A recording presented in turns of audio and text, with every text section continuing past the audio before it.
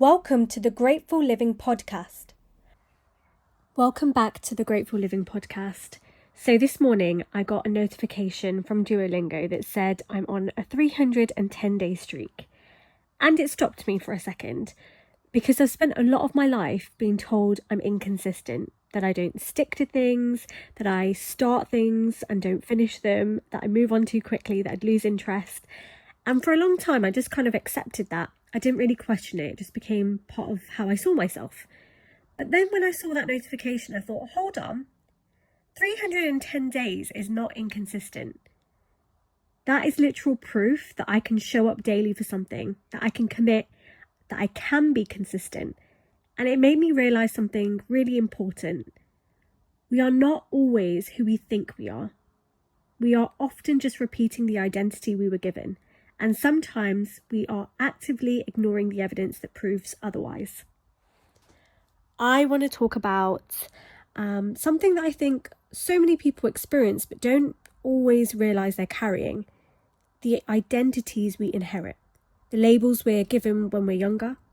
The words that get repeated to us so often that they stop sounding like opinions and start sounding like truth. For me, one of those labels has always been inconsistent. And I don't say that to blame anyone, but I think a lot of us grow up in environments where we're given roles. You might be the sensitive one, the difficult one, the loud one, the emotional one, the unreliable one, the one who never finishes things. And over time, you don't even question it anymore. You just start acting in alignment with it. Because the truth is, identity is powerful. When you believe something about yourself, you don't just think it, you perform it. You start finding evidence for it everywhere. And even more than that, you start ignoring anything that contradicts it. What's really interesting is how this becomes a cycle. A label gets given, then you start behaving in ways that match it. Then people respond to that behavior. Then it gets reinforced again. And suddenly it feels like proof. But what's actually happening is a self-fulfilling prophecy. And I think a lot of healing work is actually just breaking that cycle. Because when you've been in survival mode for a long time, whether that's due to trauma, childhood experiences, emotional stress, burnout, your nervous system adapts. And sometimes that adaptation looks like inconsistency.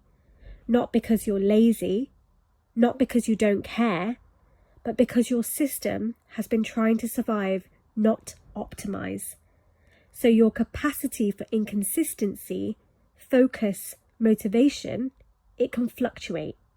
And instead of understanding that, people often turn it into a personality trait.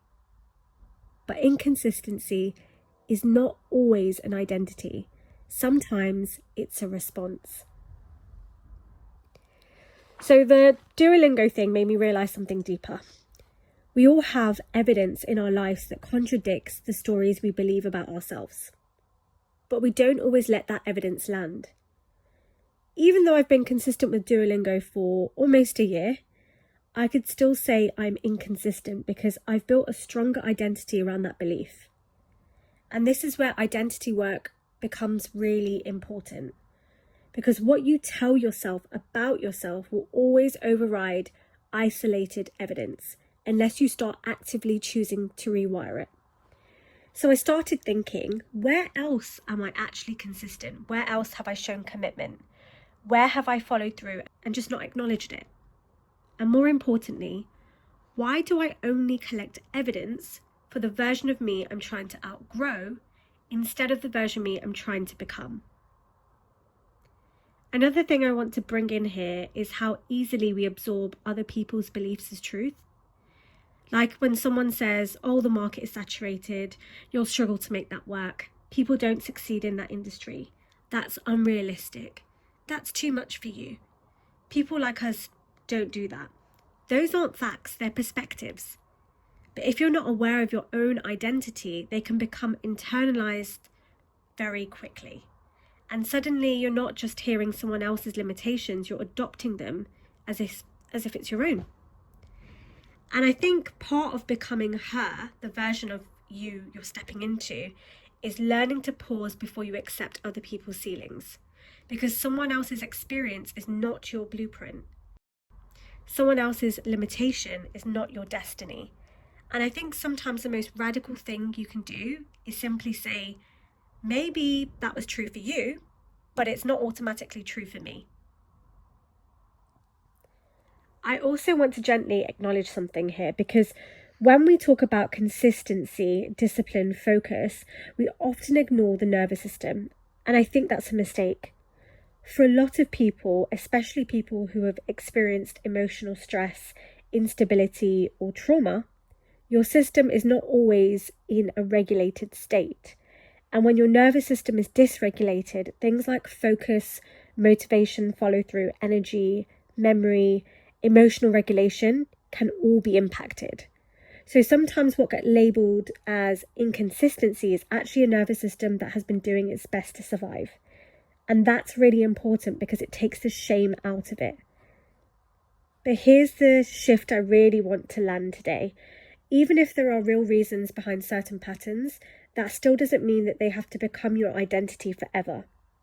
There's a difference between I struggle with consistency right now and I'm an inconsistent person.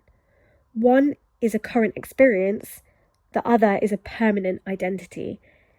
And one of those can change. So how do we actually shift this? We start with evidence, because your brain doesn't just change because you want it to, it changes because it sees proof. So instead of trying to force yourself into a new identity overnight, you start collecting small pieces of evidence. I call this evidence building. For example, I showed up today even though I didn't feel like it. I kept a commitment to myself. I finished something I started. I paused before self-abandoning. I stayed consistent in one small area of my life. I recognized an old pattern and chose differently. I acknowledged progress instead of dismissing it. Even something like a 310-day Duolingo streak counts.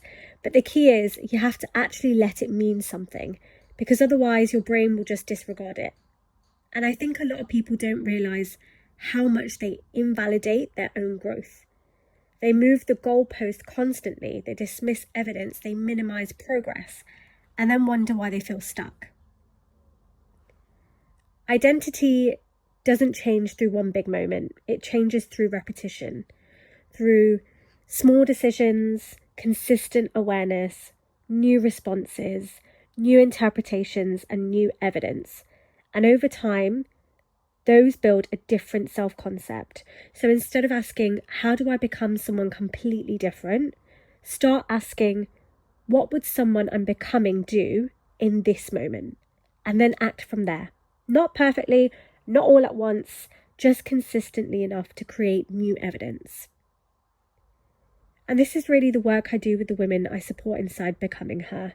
It's not just about mindset or motivation, it's identity, it's nervous system regulation, it's emotional patterns, it's accountability.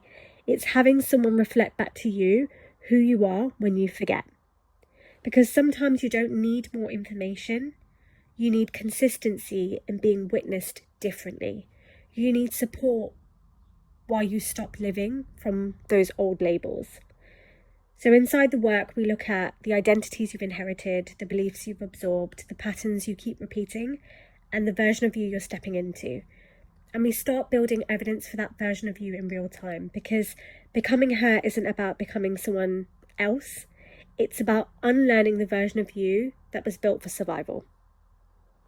So I want to leave you with a few questions today. Who told you who you are? What labels have you been carrying that no longer fit? Where in life do you already have evidence that contradicts the identity you've accepted? And what would change if you actually started believing that evidence? Because maybe you're not inconsistent. Maybe you're not stuck. Maybe you're not behind. Maybe you've just been living inside a story that was never fully yours to begin with. And the moment you start questioning that story is the moment you start becoming someone new. So until next time, take good care. Thank you for listening to today's episode. Don't forget to follow us on Instagram at _the_grateful_living.